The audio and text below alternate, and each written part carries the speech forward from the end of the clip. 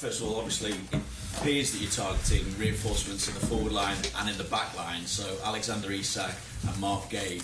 What can you tell us at the situations regarding potential for them to at least become Liverpool players before the deadline?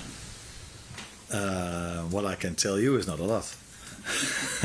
And if someone else is going to ask that question, it's going to be the same answer. So, as I said so many times, and it's been shown on Friday as well, I could even impact the game Friday with the players we had on the bench. Federico came in, scored a goal.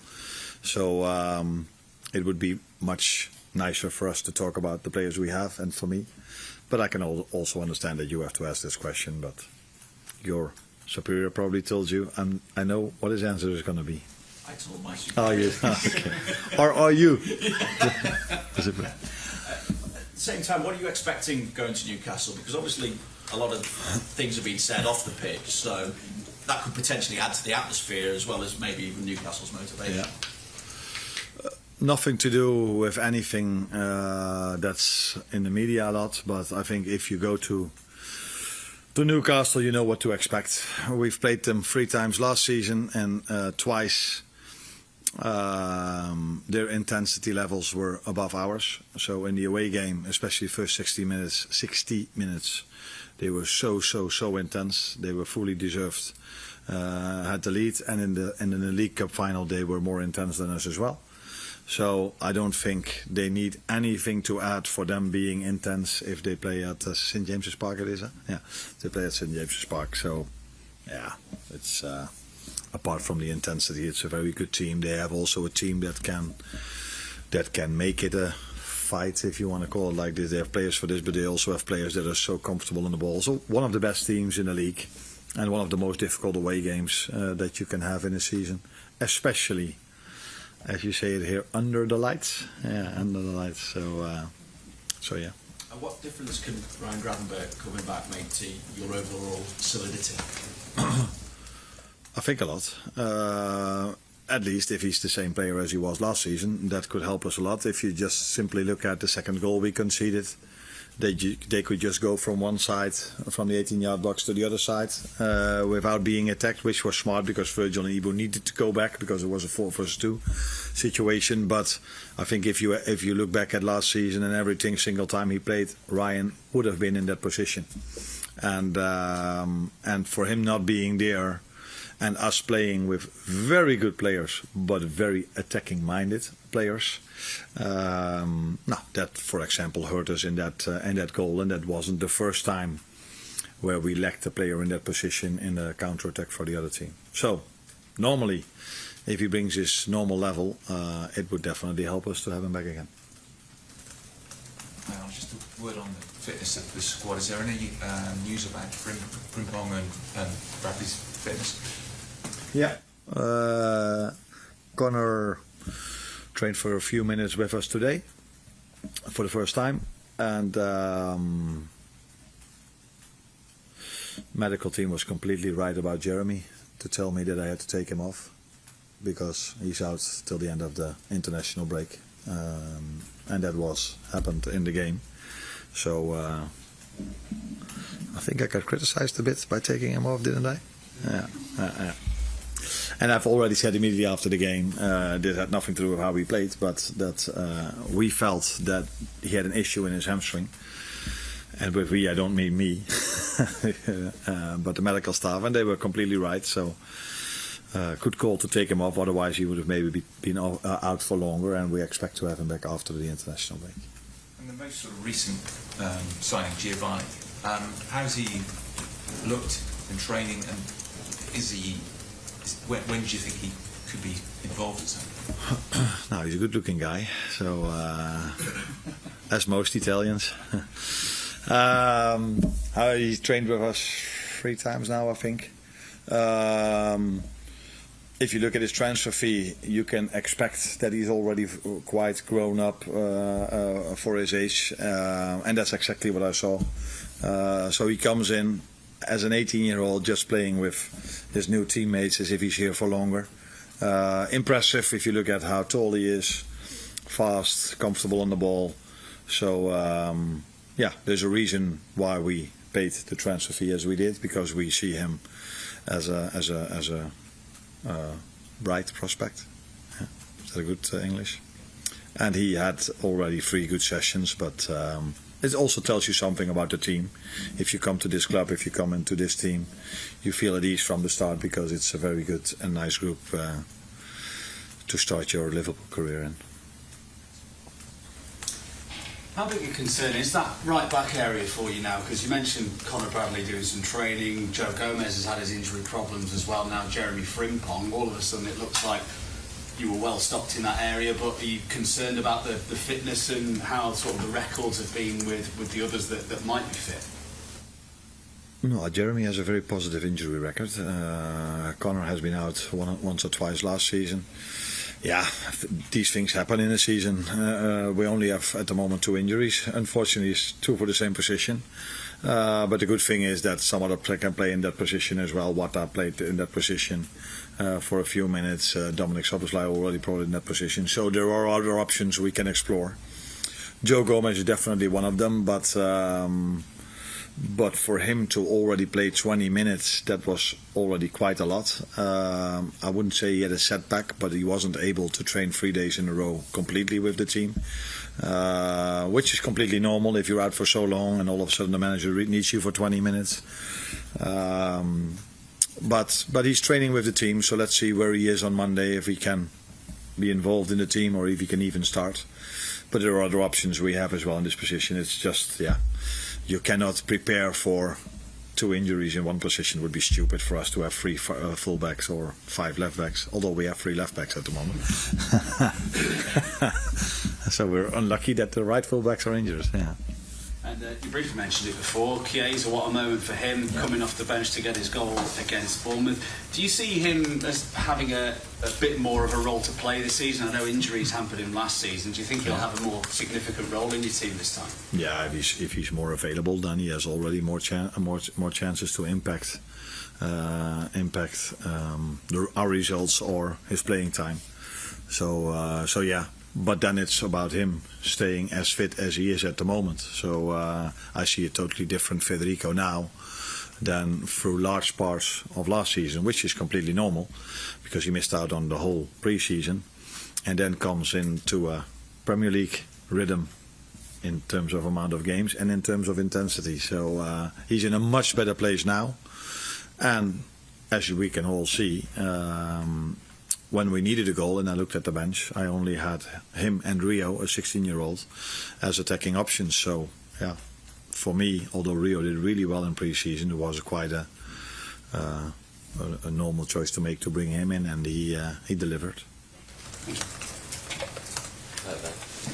You obviously don't want to talk about specifics in terms of players coming in, but you mentioned maybe that lack of options in terms of attacking players coming on. Is it going to be a busy couple of weeks in terms of adding to your squad depth before the window closes? No, I don't think so, because then I should be unhappy with the squad we're having, and I'm very, very happy about the squad we are having.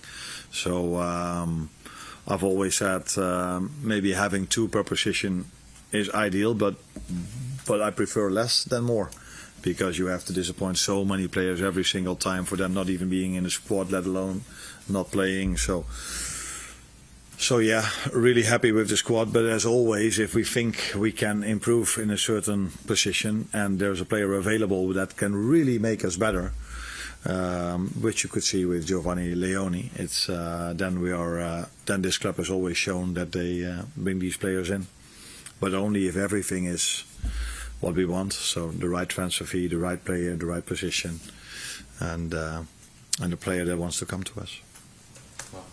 Hi Arne, you've spoken previously about the difficulty of changing so many players in the starting 11 and perhaps the influence that's maybe had on some of the defensive structures. It's rare to have 10 days between games in the Premier League, even at this stage of the season. How helpful has that been to be able to get more time with the players on the training pitch and maybe kind of drill some of the structures a little bit more? No, of course it's helpful, but we did have a good pre-season. We had 6 weeks. Compared to last season where we only had 2. Yeah, we had 6 weeks as well, but only 2 with most of the players.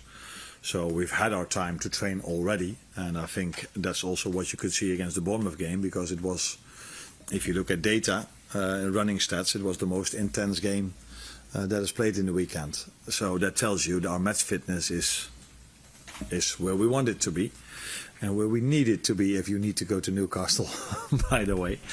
But it's also clear that in pre-season, that's what I said, I mixed up lineups, and then it's quite normal that you don't see every time the right connection between some players or some lines. But that was already very good against Bilbao and okay to good against Palace and Bournemouth. Another thing about having new players in, I noticed that against Bournemouth and in fact in the second goal against Crystal Palace, they all came after double substitutions in quite soon after making double changes. So is maybe getting used to the reorganising and getting used to some of the demands for those new players, is that maybe going to eradicate some of those issues as well?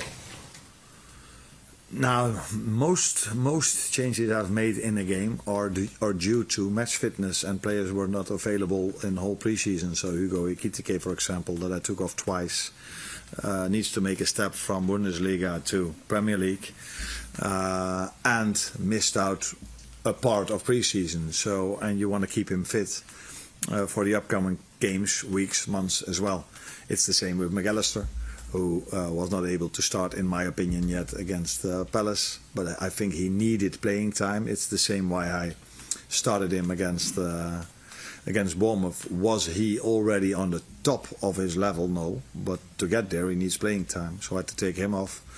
Now, I just spoke about Jeremy, who comes from a different league. And so, yeah, you need to take this into account, although that's sometimes difficult for a fan or a pundit, because they're like, you need to win this game. Yeah, we need to win this game, but we need to keep them fit for the rest of the season as well. And we do have players on the bench that are equal to the ones that start. So then you need to use your squad. So I see it as a coincidence that we've conceded our goals after the substitutions. But time will tell if I'm right or wrong. But on the other hand, we also scored a goal after a substitution. 2, by the way, from Federico and Mo. Last one for Carl. Hi Arne. You've spoken about Newcastle and how difficult the atmosphere will be there, but as a club they've got a few issues at the moment in terms of, they haven't got the transfers they probably wanted, their star striker is missing. Does that make it easier for you in a way to go there, knowing that they've got a club with troubles? No, I don't think they're a club of troubles. They had a very good start of the season against Villa. Good game for them. I think they were able to get more out of the game than the 1 point they got. So it's not only difficult, or it's mainly difficult because of the players they are having there, not only because of the fans. But the atmosphere is great, like it is at Anfield. So we are used to a certain environment. But St James's Park is, if I just remember last season, where it was in an evening game, by the way, as well, the atmosphere was amazing, and it will be the same. But why is the atmosphere amazing? Because the players can perform. They can add to the atmosphere by being as intense as they were, bringing the quality as they brought in that game. So that's going to be the challenge. The challenge is of course also playing in a stadium where the fans will be there for the home team. And that always helps every home team. I can tell you about us. So the last 15 to 20 minutes at Anfield, it wasn't a coincidence that we scored twice, because the fans helped us in that moment of time. But if you only have fans and you don't have the players, then you can forget it. So the main thing we have to be ready for are their midfielders, their last line, their free forwards. And although I assume, I'm not sure, but I assume Isak is not playing, from what I read in the media. But they still have Anthony Gordon as a 9. They still have Elanga as a right winger, and Barnes from the left. And then Jacob Murphy isn't even playing, who was very good against us twice last season. So this is the Premier League. We all have a lot of options, and Newcastle have them as well. It's fine for me then. You won your first game 4-2. It was a great night. Were you surprised by some of the criticism you got after that game? Did I? What was the criticism? Just in terms of, sort of maybe the way your side approached it. There was people saying you're too open, you're more open than last season, or is that just the high bar that you set, that the team has set for itself as champions? Of course, that has something to do with the bar we set. And I agree, we were at moments too open. First goal was, I think, mainly unlucky that we lost the ball in a position we shouldn't lose it, and then we were 3 against 3, which is normally not a problem, but we had a disadvantage to our opponents, Ibu and Robbo.